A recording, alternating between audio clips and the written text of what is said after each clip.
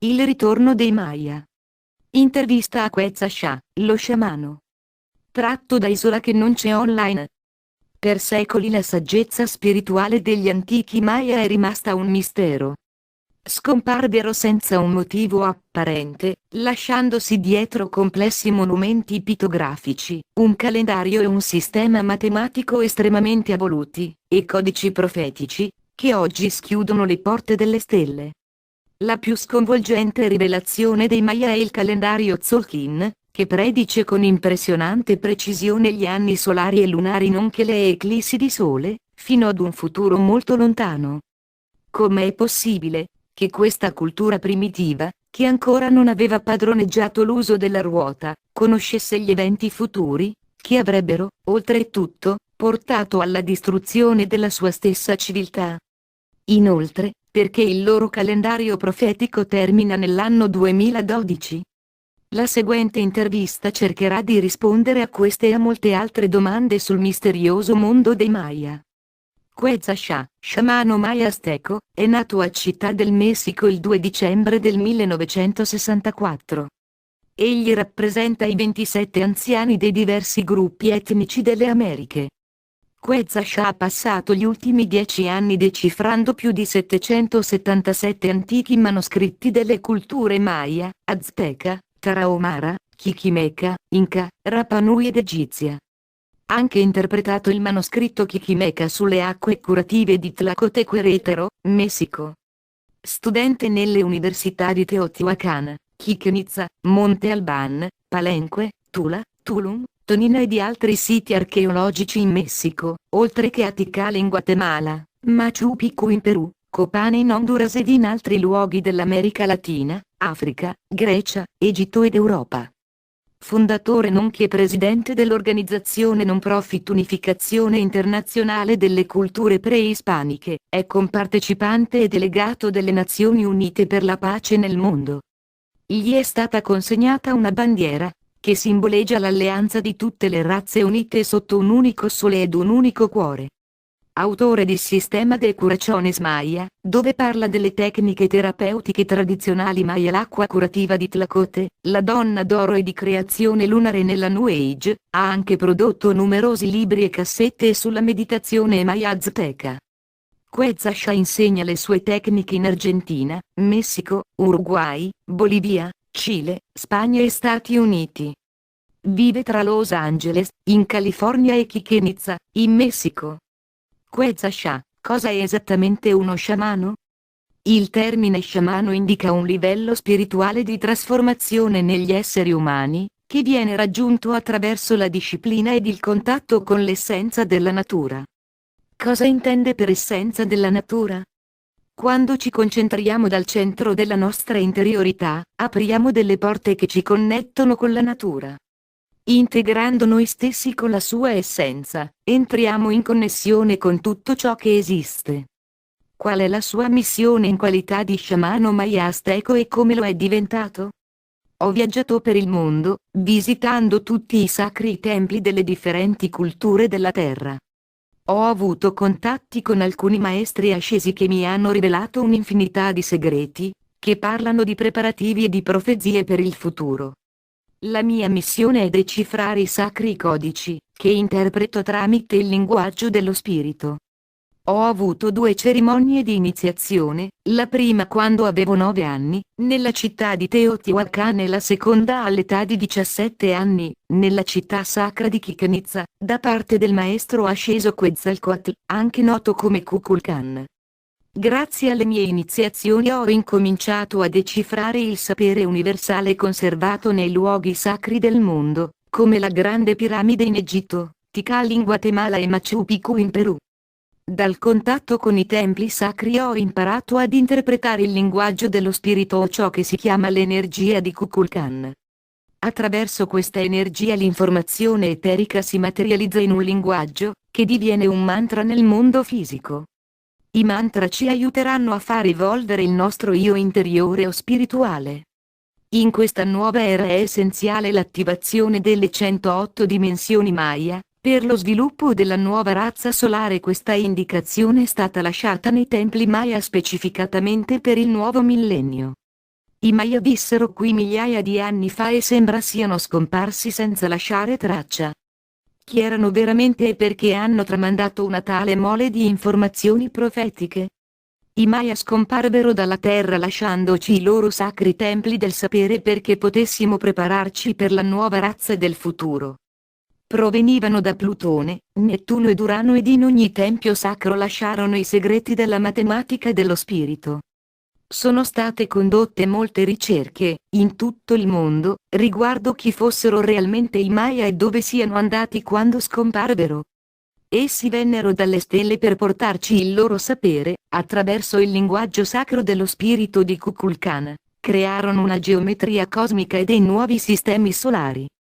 Per i Maya, noi siamo il risultato della gestazione di altre razze solari e lunari ed ora, in questo nuovo millennio, avverrà l'attivazione del linguaggio matematico e geometrico dello spirito. Questo linguaggio non è indigeno del nostro pianeta, è la lingua galattica Maya. Sono infatti due tipi di Maya, quello indigeno e quello stellare. Una nozione, che ci condurrà ai sacri centri per la creazione della nuova razza.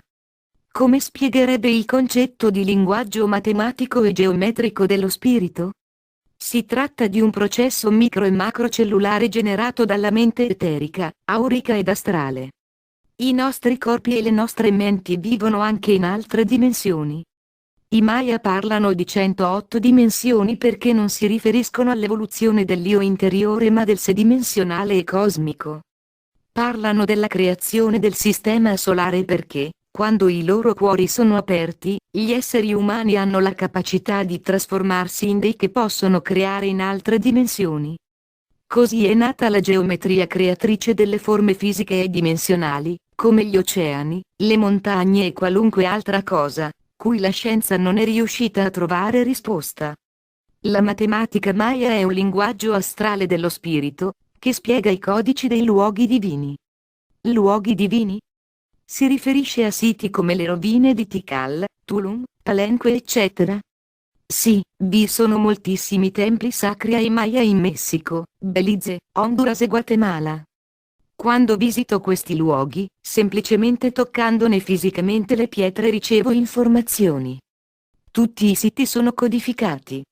Il calendario Tzolk'in è forse un esempio di quei codici geometrico-matematici di cui parla?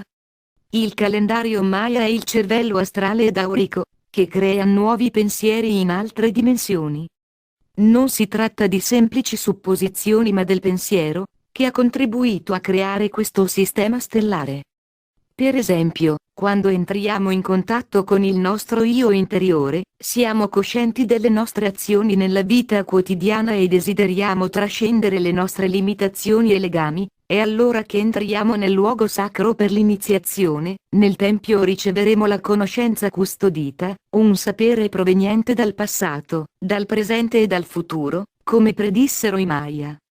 Tramite queste cerimonie, diventeremo dei guerrieri stellari ed arriveremo a capire la mente cosmica. Comprenderemo anche l'inizio della creazione e proseguiremo il nostro cammino come guerrieri galattici. Perché il calendario Maya termina nell'anno 2012? È in quella data che verrà la fine del mondo? No, si tratterà solo della fine dell'evoluzione di quello spirito, che ha creato tutte le religioni della Terra, una fine, che darà vita al sorgere del nuovo sesto sole azteco.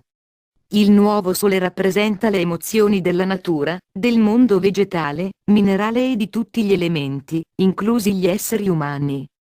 La trasformazione sarà ciò che chiamiamo Apocalisse, ma si tratterà solo della distruzione del nostro vecchio tipo di emotività spirituale planetaria. La distruzione creerà nuove forme emotive, perché le catastrofi naturali sono indotte, a livello microcellulare, dai nostri sentimenti. Esse riflettono le emozioni dell'esistenza. Per i Maya, attraverso la trasformazione verrà la catarsi di un millennio di pensiero e ciò servirà per lo sviluppo e la creazione di una nuova razza, che si manifesterà nell'equilibrio. L'anno 2012 non segnerà la data della distruzione del pianeta, ma della metamorfosi dello spirito, dell'energia sessuale, dell'energia del cuore e della mente in tutte le dimensioni della nostra esistenza nel sistema solare. Per esempio, le nozioni che abbiamo accumulato nel nostro pianeta, siano esse economiche, politiche, scientifiche o spirituali, saranno soggette ad una trasformazione a 360. Attraverso il linguaggio galattico sono stati aperti i sacri portali situati nei 4 punti cardinali della Terra, necessari per la realizzazione e la continuazione della creazione del sesto sole azteco e il cuore e della nona galassia solare, il pensiero. Ciò riunirà lo spirito ed il pensiero Maya azteco ed allora comprenderemo la creazione del nuovo spirito planetario. I calendari Maya ed aztechi profetizzavano il ritorno di Quetzalcoatl. È già avvenuto? L'11 luglio del 1991, a mezzogiorno, si è verificata una eclisse di Sole e di Luna, che ha interessato tutta la zona tra il centro del Messico ed il Brasile. In quel momento, a Mexcaltitlan Nayarit, si è aperta una sacra porta dimensionale dell'equilibrio. Questa apertura, chiamata anche il ritorno di Quetzalcoatl, è in realtà un'energia che, attraverso il sacro numero 9, rappresenta la metamorfosi dei sentimenti, dei pensieri e delle emozioni di una nuova razza. Una cerimonia condotta dai 27 anziani, che rappresentano le 27 tribù simbolo del mutamento spirituale della nostra razza, ha segnato l'inizio delle profezie Maya su tutti i livelli eterico, fisico ed astrale. Ha in serbo altre profezie per il futuro?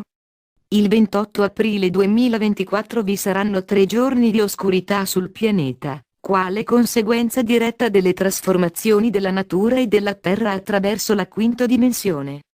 Secondo le predizioni di Kukulkan, tutti i disastri naturali, che si stanno manifestando in questa era genereranno nuove forme planetarie, animali, vegetali e minerali.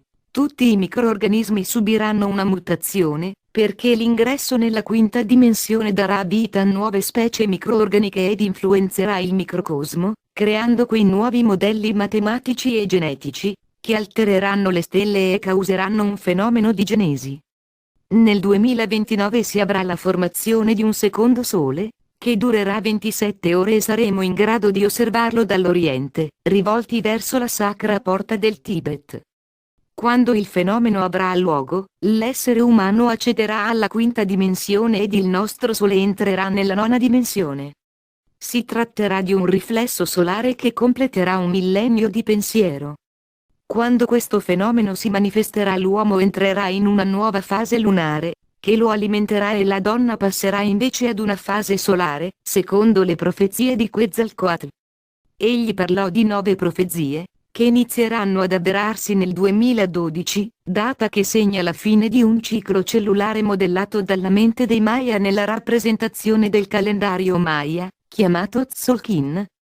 Si tratta della codificazione mentale e solare dello spirito nelle 9 profezie. Kukulkan ci ha parlato dei mutamenti dimensionali e galattici dell'evoluzione dell'uomo solare che viene trasformato nella casa dello spirito solare e tramite ciò genera nuove creazioni in altre dimensioni. Le profezie di Kukulkan vengono rivelate ogni 21 marzo durante il solstizio. Si può assistere fisicamente al fenomeno della divinazione di Kukulkan, il serpente piumato, a Chichen-Itza, e questa esperienza ci trasmetterà il sapere millenario della nuova era. Tutte le informazioni preparatorie serviranno per la nascita dimensionale di una nuova razza, che proviene dalle Pleiadi. Ciò segnerà la continuità della formazione di una specie umana i cui codici genetici saranno diversi da quelli attuali. Le profezie di Kukulkan parlano ogni anno della nuova conoscenza custodita nelle rocce e non solo a Chichen-Itza, ma anche in tutti i vortici energetici naturali, che ci hanno dato il tempo di ascoltare i messaggi della natura. In questa quinta dimensione nella quale entreremo, la comprensione della natura da parte dell'uomo sarà differente. Ora, accedendo ad un'era di comunicazione astrale, abbiamo bisogno di comprendere nuovi linguaggi di comunicazione, perché si avveri ciò che è racchiuso nel Popol Vuh. Quando torneremo all'essenza del nostro essere, finalmente capiremo gli uomini delle stelle. A cura di Il Mangino.